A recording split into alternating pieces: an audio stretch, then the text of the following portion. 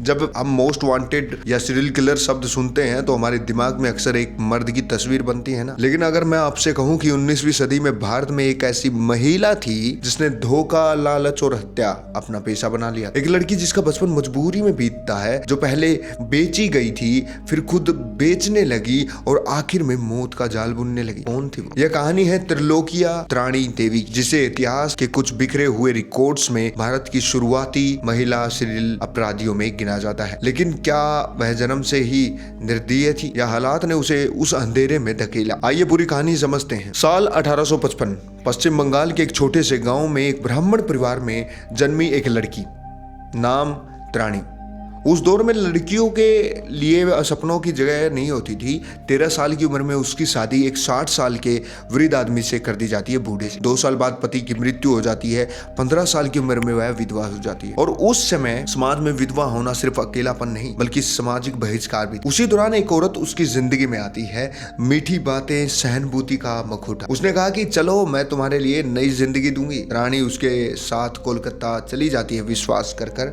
लेकिन वह नई शुरुआत नहीं थी बल्कि बर्बादी की शुरुआत। उसकी जिंदगी बदलने वाली थी, नई पहचान और नया अंधेरा। कोलकाता का सोनागाछी इलाका, उस समय यह रेड लाइट एरिया के रूप में जाना जाता था। यही त्राणी का नाम बदल दिया गया। अब वह त्रिलोकिया थी। नया नाम, नई पहचान, लेकिन कीमत थी। लेकिन कीमत इंसानियत की नहीं, उसके शरीर की लगी। 18 से 19 साल की उम्र में उसकी खूबसूरती के चर्चे होने लगे। पैसा, गहना, ग्राहक सब कुछ था, लेकिन भीतर खालीपन। और इसी खालीपन में उसकी मुलाकात एक युवक से होती है। वह ग्राहक नहीं था, वह सपने बेचता। हम यहाँ से भाग जाएंगे, शादी करेंगे, नई जिंदगी शुरू करेंगे। त्रिलोकिया ने पहली बार किसी पर भरोसा किया और 1869 तक उसने अपनी जमा पूंजी, गहने सब युवक पर खर्च कर दिए और एक दिन उसके साथ भाग गई। लेकिन कहानी यहीं खत्म नहीं हुई। कुछ ही हफ्तों बाद वही युवक उसे दूसरे इलाके में बेचकर गायब हो गया। यहाँ उसका दूसरा बड़ा धोखा था, अपराध की दुनिया में कदम। 1870 के आसपास उसकी मुलाकात हुई काली बाबू से। वह एक ठग और जाल साज था। दोनों की जरूरतें एक जैसी थी, पैसे और ताकत। अब उन्होंने मिलकर नया खेल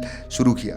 त्रिलोकिया ग्राहकों को अपनी घर बुलाती और नशीला पदार्थ देकर उन्हें बेहोश करती, लूट कर बाहर फेंक देती। यह महीनों तक चला, लेकिन जब यह तरीका फैलने लगा तो उन्होंने नया तरीका अपनाया, फर्जी शादी और दहेज ठगी। कुछ केस सफल रहे, कुछ नहीं। फिर आया और भी अंधेरा अध्याय, मासूम लड़कियों की तस्करी। गरीब परिवारों को लालच दिया जाने लगा, आपकी बेटी को अच्छे घर में काम मिलेगा, खाना, रहने को पैसे सब फ्री। लेकिन हकीकत ये थी, उन्हें सोनगाछी में बेच दिया जाता था। 3 साल में 15 से ज्यादा नाबालिग लड़कियां इस जाल में फंस चुकी थी। उस दौर में गुमशुदगी की शिकायतें अक्सर गंभीरता से नहीं ली जाती थी और अपराध बढ़ता गया। अब पहली हत्या 1874 में टारगेट बना एक ज्वेलर व्यापारी। उसे घर बुलाया गया, लूटा गया और उसकी हत्या कर दी गई। शरीर को घर के नीचे दफना दिया गया।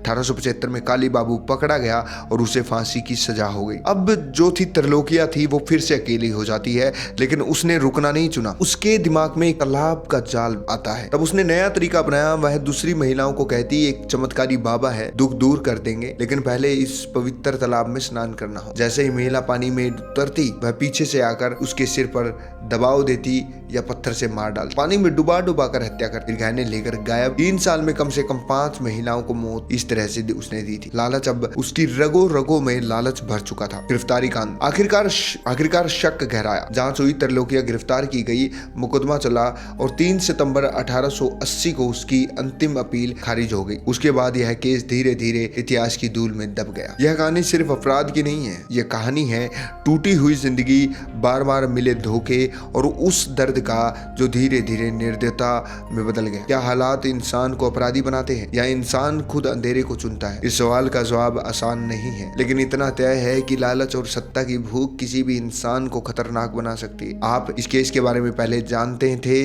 यस और नो कमेंट में जरूर बताएं। मिलते हैं अगली वीडियो में, अगले एपिसोड में। चैनल को शेयर करें, सब्सक्राइब करें, फॉलो करें। राम राम।